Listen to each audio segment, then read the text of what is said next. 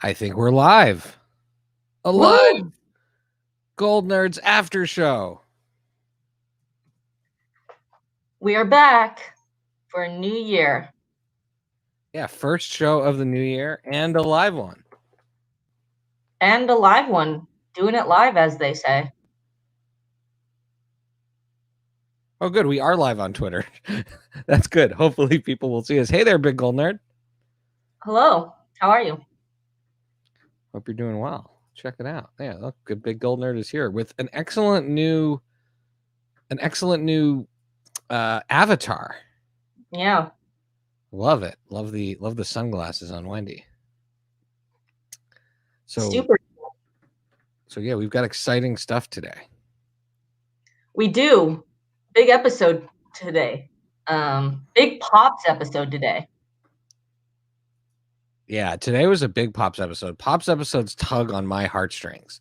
They are, my kids were watching with me. They got very nervous when Pops jumped off of that high dive. There were big nerves in our house. Yeah. I mean, I was in fear for that entire episode for Pops, because what else would he have done for Adam? Would have gone to the moon. I feel like it's very realistic. My dad has hurt himself so many times to play with his grandchildren. Like he's a very lively guy. He has a lot of energy, but he has gotten dislocated knees and tendons and bunions and all sorts of things just to keep the kids happy, the grandkids happy. That's so sweet. Yeah, my grandpa, he does that. I mean, we're older now, but he used to do that stuff for us. It's so heartwarming to see what grandparents will do for their grandchildren. Oh yeah, absolutely. So yeah, all right. We got people pouring into the chat. We've got some polls ready. Lanz, you want to take us to it? We have some emails. Oh, Chad's here. We have Chad. We have some emails also from folks who reached out, which is really cool. Read some questions for us to weigh in on. There's a lot happening. Welcome to another new episode of the Goldnerds podcast live. I'm your host, Lanz, and I can be joined by my good friend and co-host, Shai. Hey, Shai. Hello, Schmoopaloos. Hello. So Big Pops episode, like I said, that was probably the B storyline where he's, working with his best friend Adam. After Adam sees the movie Cocoon. I haven't seen that movie. Oh, Cocoon! I gotta tell you, I saw Cocoon. I rented it when I was little. My 3 of my 4 grandparents were still alive at the time. Extremely emotional experience. I reacted very similarly to Adam, and I'm guessing there's a number of folks who are on live with us right now that saw Cocoon and had a similar emotional reaction to this idea of the grandparents both becoming invincible because of this rejuvenating pool, but also the notion of mortality and when it's people's time to go and how long you want to live and live with or without your partner. It's a beautiful and very funny movie and kind of one of a kind. Like there's a Cocoon 2. No one wants to see that. And it starred Wilford Brimley, the oatmeal guy himself. Yes. And Gutenberg, who was in this episode. And I have to tell you, as we saw. I have to tell you, we'll get to it in a little bit, but it's a great episode of the Goldbergs when Gutenberg is the third, like the guest star that I am third most excited to see. That's how good this episode of the Goldbergs was. Wow. Big shoes to fill. Yeah, I never saw Cocoon, but I did see the DCOM Disney Channel original movie 17 Again, not to be confused with the Zac Efron 17 Again. This starred the Mowry twins and TJ Mowry, where their grandparents took a bath and became 17 again. And it was them readjusting. So it's a mashup. It's a mashup of the Zac Efron movie and Yeah. Cocoon. Okay, that's what we're Yes. talking about here. All right, I got you. Exactly. But it also tugged on my heartstrings as well. So, Was there a scene like to in each his own. Cocoon where a man who refuses to let his wife play in the Fountain of Youth brings his wife's dead body to the Fountain of Youth and tries to get her to come back to life when it's too late? Because that is what my 8-year-old self saw in Cocoon when I was a little kid. No, definitely not. But there was a dog that was that took the like bath and became a puppy again, but it was getting sick and it almost died. The puppy almost died, so it was like very stressful for me because So they don't have the guts to have stakes anymore, like in Cocoon. That I mean, I don't know, that traumatized me, but I got to tell you, there are stakes in Cocoon. People it die. People sounds have like to it. leave Earth. They've got a choice: die or leave Earth, which is in some Those ways, are but I guess that's sort of live forever in the sky, like in Cocoon, or I stay. mean, if you get to live in the sky with your soulmate, right? If you're married and you have like wife or husband, and that's not too bad, I guess. Yeah, I mean, and they went with all their friends too. So, like, they got a whole crew of people go on the spaceship at the end of Cocoon, the movie. So it would be like if Pops and all the old people went away together. I want to say is it Hume Cronin?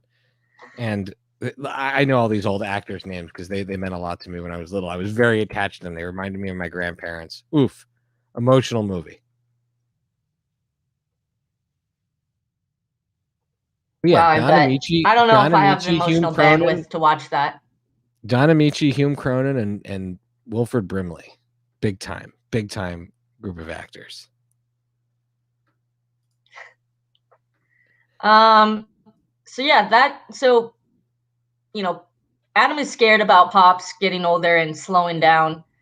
And so he goes to Barry. Barry shows them this muscle, I don't know, energy powder You're sponsored an by athlete. Rambo. You're an athlete. I feel like you know people who take those powders. Oh yeah,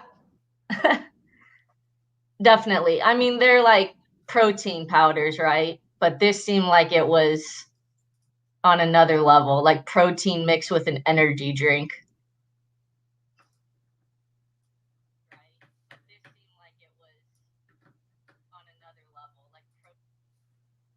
Yeah. Oh, Lons, you there? Did you freeze? Oh no. Oh, okay, yeah. That was a lot, but there was definitely phases in the 80s and 90s where like all the guys were taking those. I've taken those powders for like a week, and I'm like, oh no, thank you. I'd rather be soft and Yeah, I've flabby. never taken those powders. No thanks. Not worth it. And what did you think of Erica's plot line, the lawyer plot line? This one got my attention quite a bit today. Yeah, so I think you mentioned it, and I was gonna say the same thing. I think we're both on the same headspace that we both thought she was gonna be a therapist.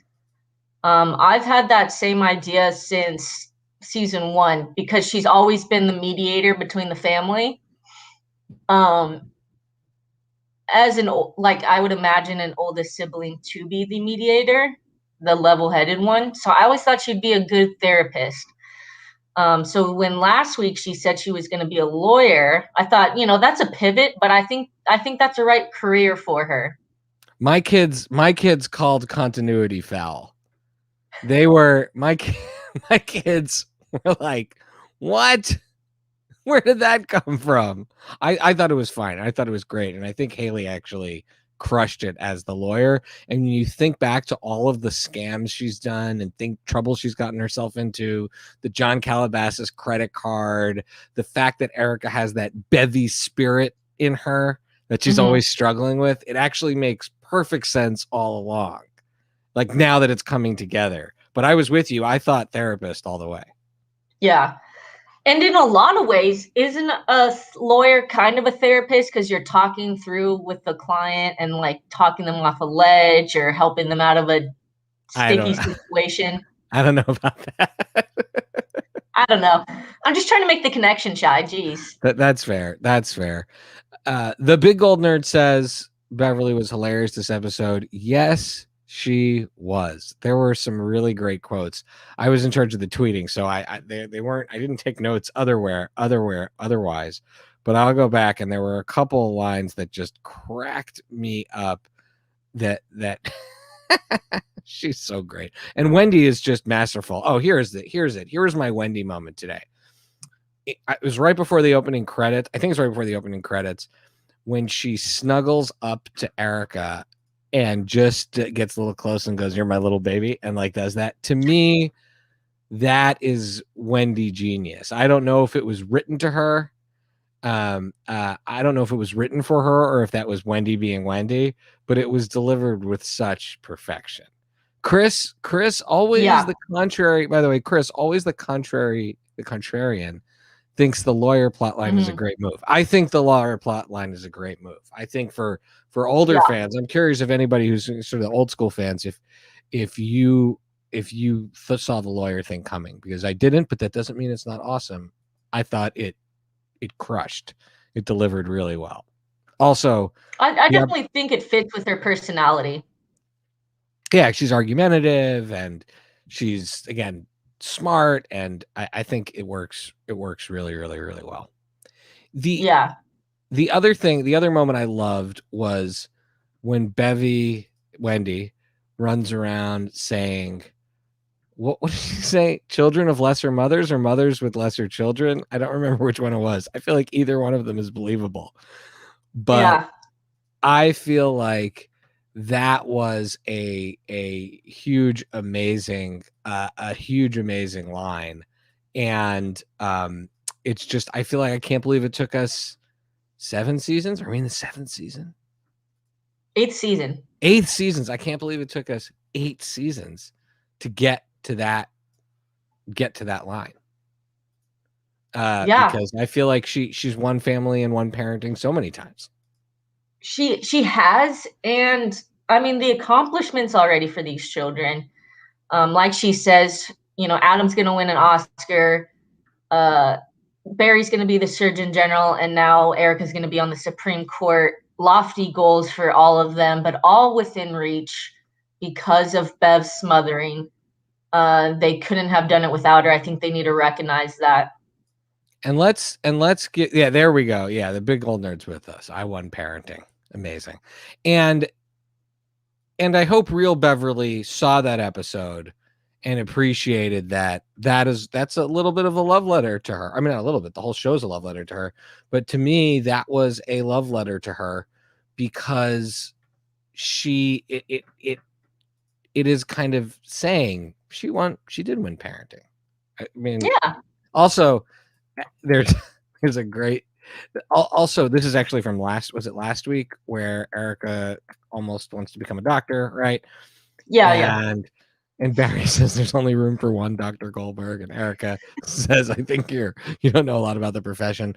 To me, that was really funny because being Jewish, like having a child that is both a doctor and a lawyer, I don't know how much better it gets than that for like a Jewish mother. Like that is as good. That's your pinnacle. That's as good as it gets. Yeah. My poor mom has none of those. I will say, I would definitely go to Goldberg and Goldberg Law Agency with having Bev and Erica as the partners, both being wannabe lawyers. I just want to watch that show. The whole law subplot of them and Paul Scheer and June Diane Raphael. By the way, June Diane Raphael and Paul Scheer, two of my absolute favorite comedians. I've seen them do their podcast live. They are geniuses, and having them land in the Goldverse, like absolutely amazing. Paul Scheer is someone that like comedically and in the podcasting world I look up to, and he was hilarious in this. And considering his good buddy Rob Hubel has been on the show so many times as John Calabasas, well, I to me this was a big moment. I tweeted like heck from like all of the profiles to give Paul a shout out. Maybe Paul, maybe he'll be a recurring character and he wants to come on the Goldnerds podcast. That would be a bucket list. That would be a bucket list conversation for me. We have a poll coming up, everyone. We're going to talk about Pops because this was a big Pops episode. Big Pops And episode. I've put the poll in the chat. And on the, I put the poll in the chat, and I'm going to bring it up on screen right now. Go to menti.com. And if you go to menti.com and you put in the code 8221399, that's 8221399, you can vote in our poll and rank your favorite Pops episodes. We brainstormed a few, but if you have another one, just click other and then drop it in the chat or tweet it at us while we go down the wonderful memory lane of George Siegel's incredible performances on the Goldbergs. Yes. And he was so good in this episode. The fact that we got that the smooth Pops dancing with the ladies and being his old self was just amazing. So when he first took the powder and they're walking down the street and he like twirls a woman and like dips her, that's actually Christine Lakin from Step by Step, who played Elle on Step by Step. She was the director of this episode. Oh, wow. I totally remember. Oh, I had a crush on her when I was a kid. I had a crush on her. Was she also in My Two Dads? She might have been. Was she? No, that's somebody else. But she reminds me of the woman who's on My Two Dads. Whatever. That like look in the 90s, 80s was very, very, very very high school crush for me. Yeah, she's great. I loved her as Elle, the tomboy in Step by Step. She was always, someone I looked up to. And Big Goldnerd says, we've been missing Pops lately, so I was happy to have another Pops episode. I've been missing Pops lately too, but as we've mentioned before, I've been worried, I don't want George Siegel to be any danger. In fact, I got worried a bunch of times. See how COVID has changed us. When he kisses Sean, I was like, I really hope Sean had that COVID test. And when he's sitting with all the young people in the movie theater, I was like, 6 feet, George Siegel's a national treasure. Yeah, I know. I mean, just a nervous day for Pops and a nervous time for George Siegel.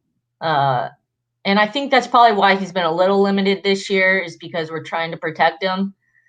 So less scenes for him during COVID. And I know they're taking all the precautions over at the Goldberg set, but you can never be too safe with Pops and George Siegel. Yeah. The mustache, I think, is probably protecting him, though.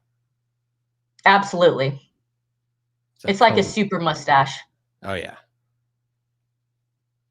We talked with Haley when she was on about like a good episode for her and Troy to come on, and I think maybe we missed our window because last week them in college competing. I'm worried that we like missed our opportunity. I'm sure there'll be more. I mean, okay. I guarantee there'll be more episodes that focus around them in college. I have no doubt about that. There's so much to explore and mine in college, so that is true. Don't worry about that. That is true. Also, something else. So, folks, vote in our poll. I'm going to drop it in the chat again. And in the meantime, I'd love to read some questions we got via email. I give this person a ton of credit for tracking down my email. And so we'll be back to the poll in a minute. But in the meantime, how about I read this delightful listener. Oops. Oh, there's my computer. Sorry, folks. This delightful user email we got, and I want to make sure I pronounce the name correctly because it was not a name I was familiar with. Not someone that we see on Twitter, at least regularly. So Sunil Dahwan submitted a few questions. The first question, and thank you so much for sending this in. And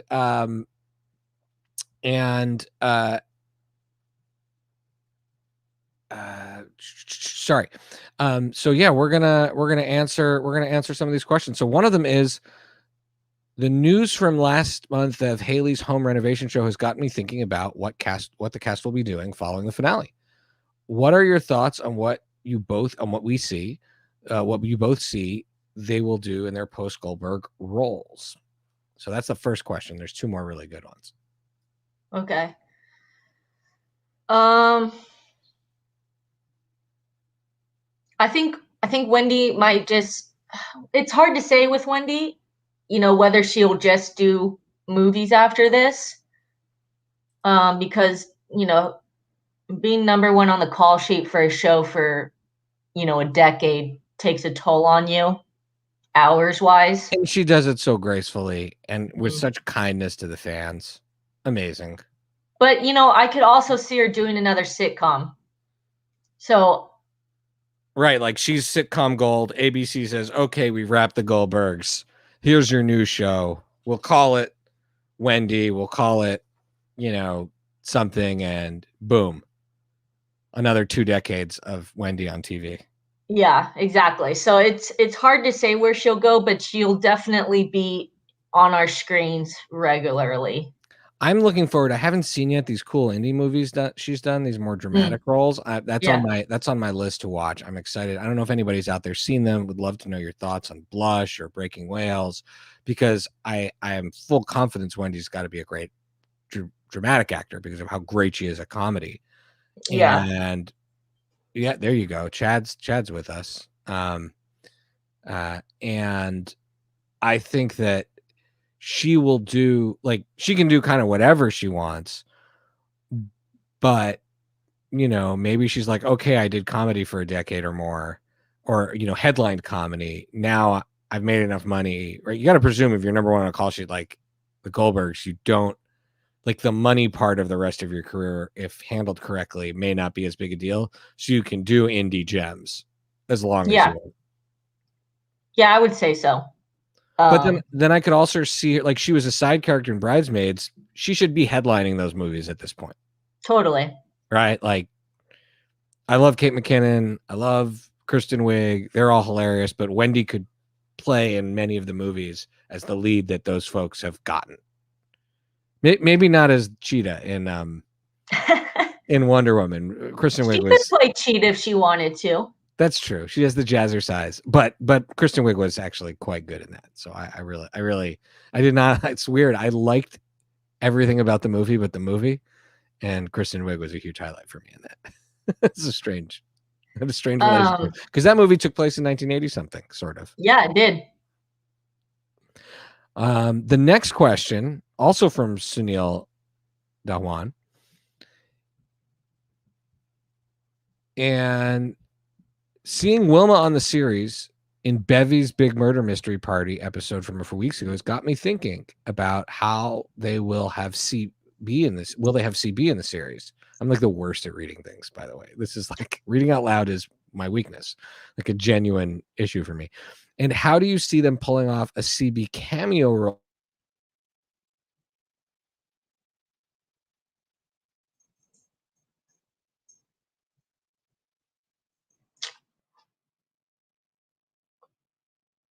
I think you can't hear you anymore. Can you hear me?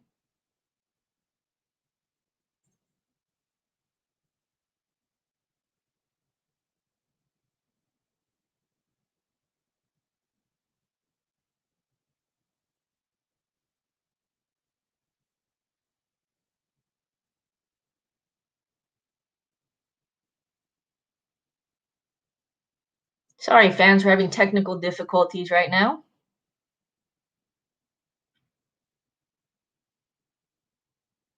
Check. Can you hear me now? There we are. Yeah. So we had a temporary power outage in my house.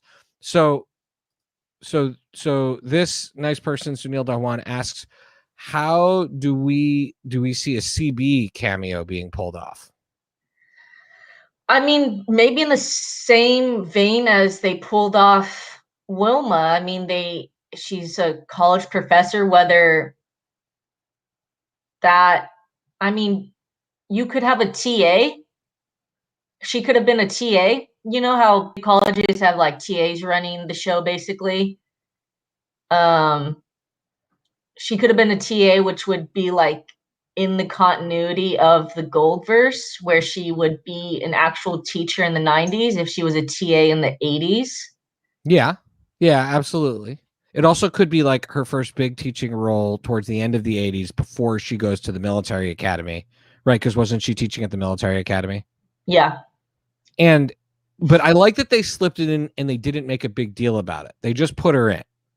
Like Yeah, I agree. if you know, and I love Wilma. So I like that they are salvaging those, I like that they salvaged her character. Now, it's possible Brett Dyer, who is himself somewhat of a headliner, might be harder to grab for a cameo.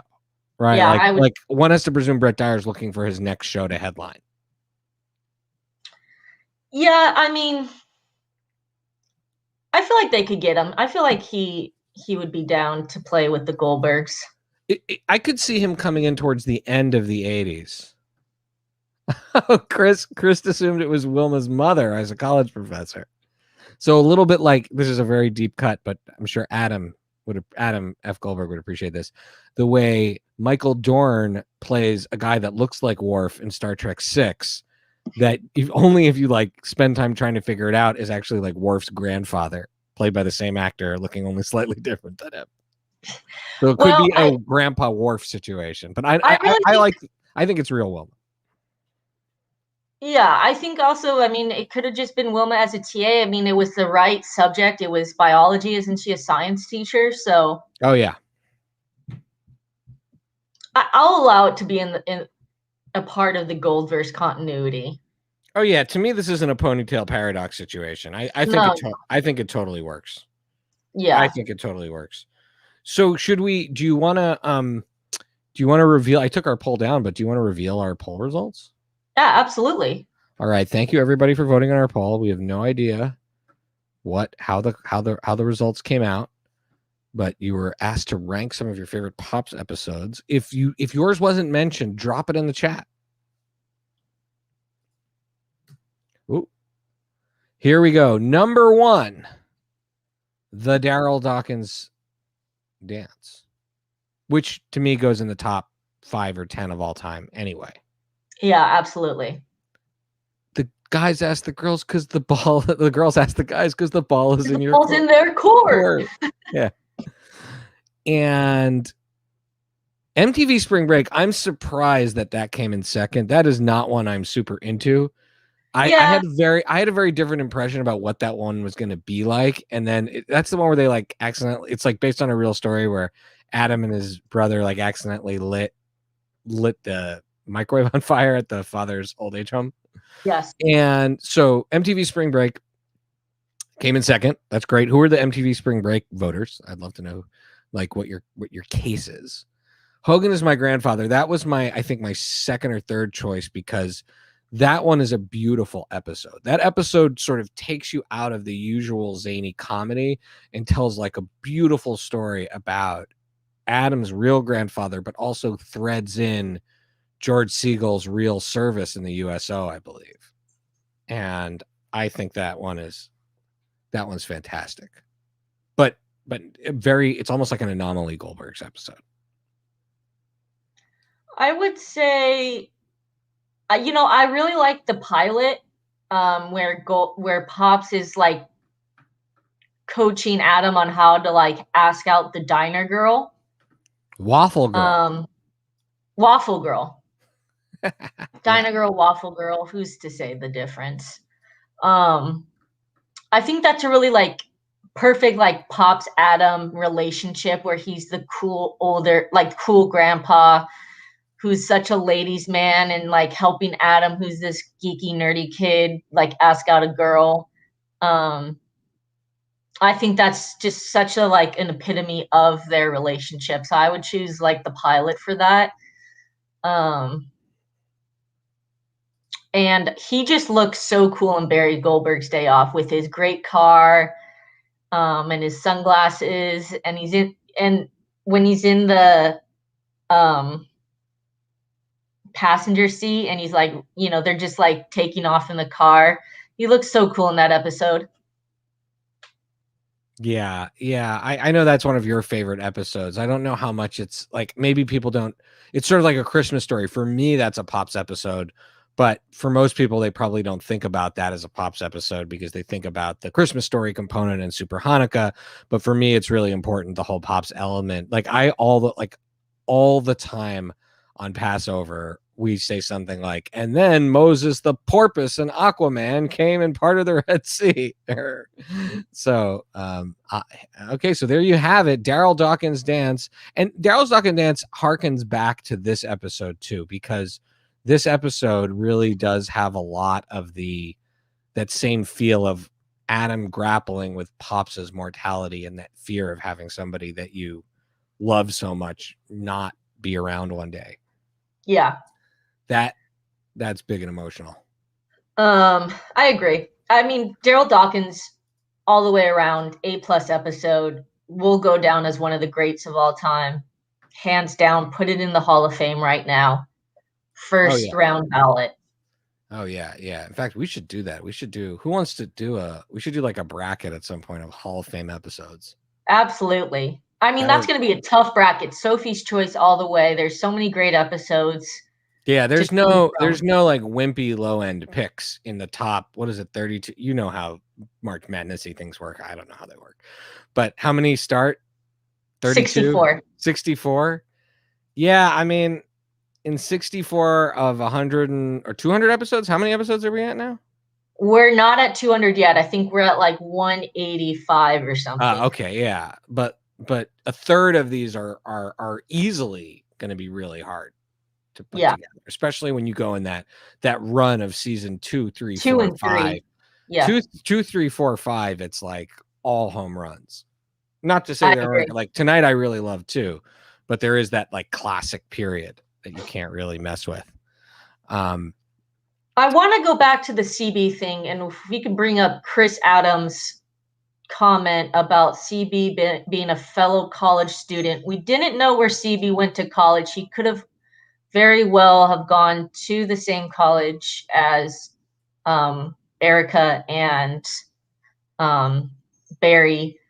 You know, he doesn't have to interact with Barry to have gone to that college. He could have interacted with Erica. Maybe, I mean, he's an English guy, right? And I feel like there's a lot of overlap between English and pre-law people. So maybe he has or I know how we could do it. Follow me here. College, definitely. CB in college gives Adam a tour of whatever university Adam is going to check out.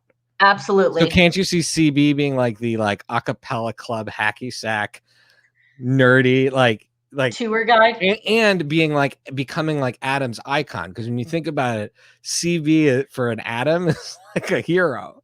Totally. And so like Adam in a bottle episode where neither of the siblings are there, going to check out college, could be getting a college tour from CB and talk about, oh my God, I want to be just like you one day. And then, you know, then CB just goes back to his life, but then we get a great CB cameo. Absolutely. That should you write for the show? I mean, come on now. I could never carry the pencil of an Aaron Cassander, but you know, I would always welcome the opportunity to share my ideas and our ideas for Jenkintown, PA. Jenkintown, PA. One day we will get to the 2000s, people, and it will be a dystopian black comedy. Which, again, one could argue, yeah, exactly, a dystopian. By the way, Carla, haven't seen any Carla. Where is Carla? I mean, probably like on the lam running from the law, right, at this point. She did go to Yale, what they call jail in Mexico. So that could be it. That could be it. And so probably down there. We have one more question from Sunil. Thank you so much for those questions. This one has to do with Sean, and Sunil prefaces it with, even though you both do not work for the series, a friend of mine has a somewhat personal question about Sean. But has he started to work out before and safely in COVID? While catching up on the series over the winter break, I've noticed his wardrobe since about the second half of the season now. It includes shirts that button up along with jackets over a t-shirt. In Is production trying to cover up his physique to keep Adam's nerd, non-athletic persona, or is my friend crazy? I have noticed Sean has gotten, I don't know if it's a function of him being older. Remember, he started as like a little smushy faced kid when all of this started. He's now in his 20s. He's 20, probably taking good care of himself. Probably looking at other things to do, and like doing what I should have done when I was in my 20s. So it's possible he's getting stronger. Now, what do you think? So, yeah, it could be. I actually haven't noticed.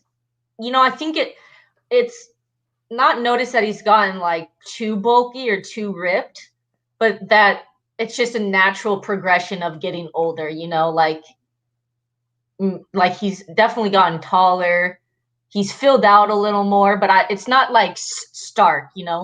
But I will say that if he is working out, he has two co-stars that seem to be pretty into the health theme lately. Sam Lerner, Sam Lerner.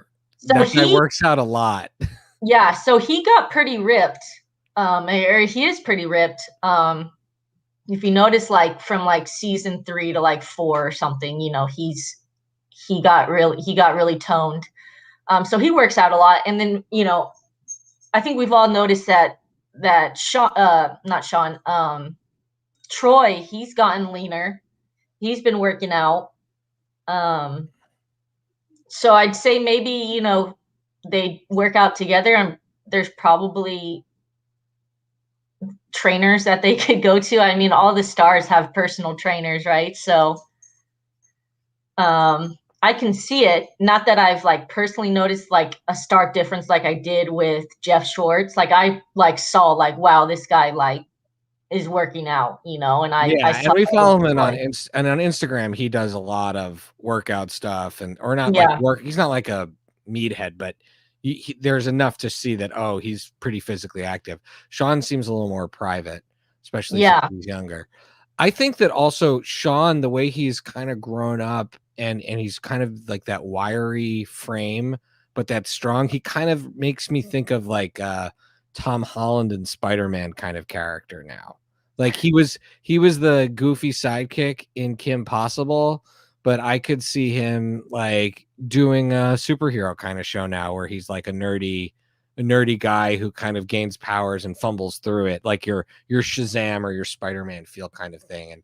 And totally. The way he's bulked up physically maybe is part of why I'm like seeing that. Which answers our previous question, what the cast is doing after the show. He's gonna go star in some Marvel movies. Yeah, let's put him in a Marvel movie for sure. Let's put him in a Marvel movie. Let's get Wendy doing some serious drama, some Oscar stuff. Jeff seems to be already like taken care of. He's doing Curb and music and right, like Jeff seems like he's already got his plan. Haley, I hope Haley still acts, but if not, her music's wonderful. So I bet you she'll tour and dig in on her music career and dig in on the home flipping stuff that she's doing. Her mom, Melody Orantia, everyone should check out Melody's real estate business. She's crushing it. Melody, a dear friend of the program now. And Troy, I don't know. I see Troy as this like mysterious guy that will like disappear for a little while. Like just go underground for a little bit. And then we'll see him pop up again, or he'll do some voice stuff and just keep his privacy. I see him going like the indie comedy route. Oh, really? Okay, cool. I see Sam. We talked about this when we talked to him, but like I see Sam doing some like murdery stuff. Like what was that? Dare Truth or Dare? I dare you. I dare you. I dare you. The one with the weird face stuff. Yeah, I think it's I Dare You. I know, Truth or Dare is the movie with Madonna. Oh, Truth or Dare, that's it. No, it is Truth or Dare. Okay. Yeah, so that like I could see him doing some more stuff like that where he's a little bit evil. Oh yeah. Good questions all around. Do we have more questions? No, those are the big questions from Sunil. Thank you so much, Sunil. And I think we're sort of, it's getting to be that time. Although Big Goldnerd says Carla still works at the wing store. Maybe. she's a woman of mystery that we will find out her origin story in Jenkintown, PA, where she's been for the last two decades. Exactly. Alex Jennings, she's going to do Jenkintown, PA. That's our plan for Alex. That's what Alex is doing after the Goldbergs. Exactly. Sorry, yeah, after the Goldbergs. That's our plan for her. She doesn't know it yet.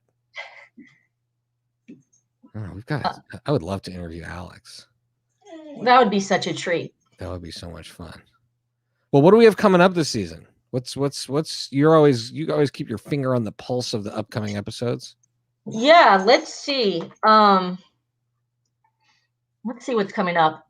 I wonder if they'll take. Oh, that's what I wanted to mention to the Goldnerds. I don't know where I read it or heard it, I just know that in LA, I think it's like a deadline thing that LA productions have paused and taken a longer hiatus than normal. So I feel like we're going to be backed up on episodes for a little bit. So we might have a longer break between shows just because they're not caught up. They're like, I don't even know if they started filming yet. Maybe they have. But we'll see. Production is just iffy in LA right now. It's pretty bad with COVID. So I know that a lot of productions have shut down, and so fingers crossed that the Goldbergs doesn't have to or anything. But what's coming up next week? It's called Jeff's New Hat. Beverly realized what? Jeff's New Hat, a learner episode. Beverly realizes that she and Murray are not quite as in sync as they once were after a game night with the very much in love Dolores and Bill. And then over at college, Jeff decides to try out a new look for himself, which is not well received by Barry, causing Barry's personal insecurities and fears to rise. Interesting. I feel like we got that episode last year when Jeff took over Barry's card and became more popular than Barry. Funny. Such a great episode. when they get caught basically lying to college with no consequences. I know. where Jeff's like taking his tests for him. Amazing. And then 2 weeks from now, Quaker Warden, after realizing how little Adam has left. Oh God! I can't read online either. I think we have the same disorder, Shai.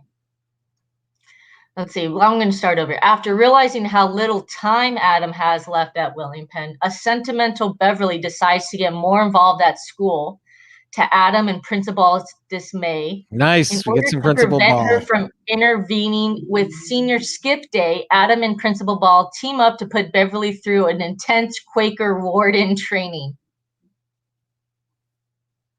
So we have a Senior Skip Day coming up. Senior Skip Day. That was most of my senior year. But they can't get me now. I'm not even in the same country I went to school in for my senior year. Leave it to those Canadians to extradite me. So lots of good stuff coming up. Excited to have a Jeff episode. Yeah, and we're gonna try to get some more staff, more people from the show. We want to, maybe we get a writer or two. We got some exciting stuff that we want to have happen before the end of the season. So if you all have thoughts of people you want on the show who haven't been on before, who haven't been on in the Lanz and Shai era, because there are folks like, Wendy, who we'd love to have back, but was on, quite a few years ago. Let us know who your top priorities are, and that'll help us let them know that there's there's love for them and that we want to chat with them. So yeah. Let us know. Yeah, hit us up. Hit us up at our DM. So why don't we, show them what our DMs are and our Twitter handles and all that magic. Go ahead, Shai. The magic is coming here. Okay, so Twitter at Goldnerds, Instagram at the Goldnerds, and while those ticker on the bottom, you see Lanz and I, we have handles too. You can always reach out to us. I am at Pancake4Table on Twitter and Instagram. I'm PK Prime 12 on Instagram and Twitter. We're around day and night. Let us know your thoughts. What else we can do for the podcast. And thank you so much for being here for a live after show. This was a lot of fun, folks. Big Gold Nerd, Chris, Chad. Love seeing you all out here. Did I miss anyone? I hope I didn't miss anyone. Everyone, all the Goldnerds, we appreciate you. We appreciate you. So are we at a JTP out situation? JTP out. All right, JTP out. Bye, folks. See you soon.